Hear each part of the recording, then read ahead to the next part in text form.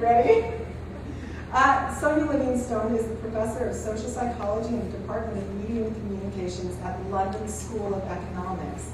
She is the author or editor of 11 books and over 100 articles on media audiences,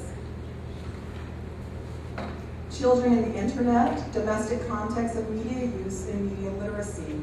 Recent books she has edited include the Handbook of New Media, Harm and Offense in Media Content, and the International Handbook of Children, Media, and Culture. Her latest book, Children and the Internet, Great Expectations, Challenging Realities, is available in the UK currently and will be available in the US in the fall.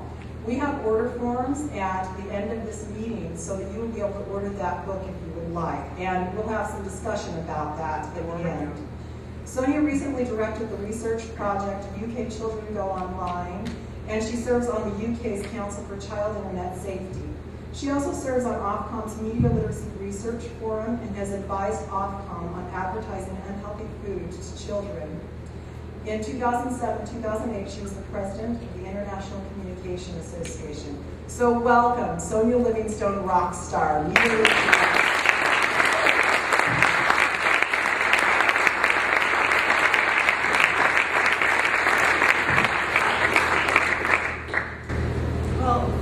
Very much to the conference committee for inviting me to come and address you here today. Can you hear me at the back? Is this okay? Good. Well, I'm a researcher rather than an advocate or a practitioner, and it's been great to meet so many all three categories of people, and probably more here during this conference. But I do my research by interviewing children primarily, being shown the media in their bedrooms, chatting to groups at school, observing what they do in their after-school clubs, surveying parents and children about their media use. And this talk, as Amy suggested, draws on my book, Children and the Internet.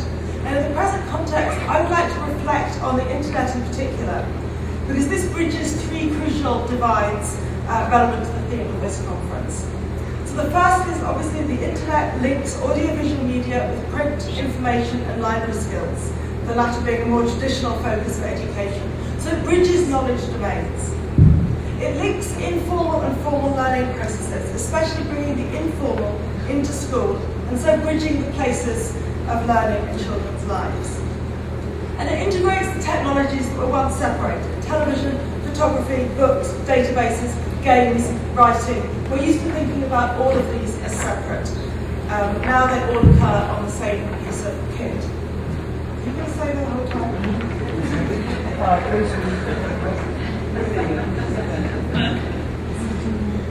So these forms of bridging have significant implications for media literacy, but the impetus has not come from any belief in the importance of media literacy, sorry to say. Rather, what's driving the changes in education, I think, is the huge and expensive effort to get first computers and then a host of digital technologies, including the internet, into schools and homes. So media literacy educators might decide to catch a ride on this new juggernaut, capitalising on the fact that policymakers are now, for very different reasons, prioritising digital literacies. Or we could stand aside, suspecting that many of the ambitions for empowerment and critical thinking are being pushed aside by the determination of governments to give children the instrumental skills they'll need for the 21st century workplace. The question that new technologies occasion matter to everyone. On my way here from the airport, the cab driver, not knowing why I was here, but learning that, like him, I have a 16-year-old daughter, wanted to tell me about his. She's always chatting on the internet, he complained. He tells her, let's go to the library and borrow a book instead. But she doesn't listen, and he's dismayed. His expertise, what he can pass on to her, is undermined. But he has bought her a computer, he provides internet access, and that too, he's sure, is what a good father should do. So I want to talk about the prospects for ICT or technologies in education, and I'll come to media literacy, but it's not you'll see how it fits in. So there's little doubt that society's main ambition for children's use of digital technologies, especially the internet, centres on learning, informally at home and through formal education at school. Today in many countries, nearly every child uses the internet on most days. In schools, this goes beyond computers on desks information and communication technologies we know are becoming embedded in the infrastructure of learning, communication and participation, with curricula and classrooms being redesigned at all levels. Governments are putting huge resources into equipping schools with hardware, software, connectivity, professional development and redesigned curricula. In Britain, probably also in America, many children use technologies of one kind or another in their classroom every week, and using the internet in school is now a near universal experience. So British educators probably echo those of governments worldwide when they say, maybe they don't say anything. Yes, they do say things. There's a lot of policy statements like this. Technology can improve the quality of teaching, raise standards. Technology is the heart of the Department for Children, Schools and Families, that is, their commitment for improving learning.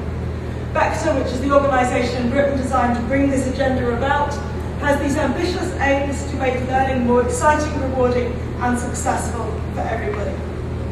But changing schools, as we know, is a long process. I'm going to expect you all to multitask because you're media folk, and I'll say one thing and you can read something else. That's fine, good. So there are also some reviews which show things are changing, they're changing slowly, but they are getting there. So this survey says, at least in Northern Europe now, 30% of you are using internet materials at least once a week in class, and this is expected to speed up. On the other hand, most schools in most countries, they say, are still in the early phase of technology adoption. Provision is uncoordinated, patchy, with some enhancement of learning, and as they say, sadly here, no profound improvements in learning and teaching. Well, we might hope for something different soon. What's happening at home is in some ways different. Children are freer at home, and so they can be more experimental, playful, enthusiastic internet users. But in other ways, things are similar.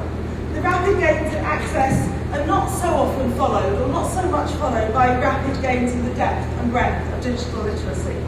And parents and children are facing many practical difficulties as they struggle to muster the financial, social, and technical resources that internet use demands. So the internet promises an exciting bridge between formal and informal learning, opening up new visions of learning anywhere, anytime, of schools without boundaries, of peer-based learning, the homeschool link, and so on. Of course, this rests on equality of access, which hardly exists at present, but parents are certainly, like my taxi driver, investing at home to keep their child ahead, or at least to stop their child falling behind. And government initiatives to overcome the digital divide are also at work. So the British Schools Minister says recently, I'm kind of hoping that you have similar statements here, access has to be made universal or else it's not fair. So he said, I want the home computer to be as important as having a calculator or a pencil case. And then he followed that by saying, okay, we now produce the money to provide a computer and internet access to the poorest 1/5 of children in the country. And that's just being rolled out in Britain now, and could be quite a startling and radical change in the current unequal state of internet access. So with universal access in the cards, there's a lot riding on the claim that digital technologies are set to be as important in the 21st century as was the book and the mass literacy movement in the 19th. And you might think, with government policies to provide technology for every child and every school, with industry supporting all kinds of initiatives, and with families doing their best to afford what they can, that there's little left to discuss. But accompanying every step of these policy developments, critical commentators have expressed their doubts that more and better technology means more and better learning. Some are merely anti-technology, harking back to an ideal of an innocent childhood. Others raise problems that are more challenging, and it's those problems that are my focus today.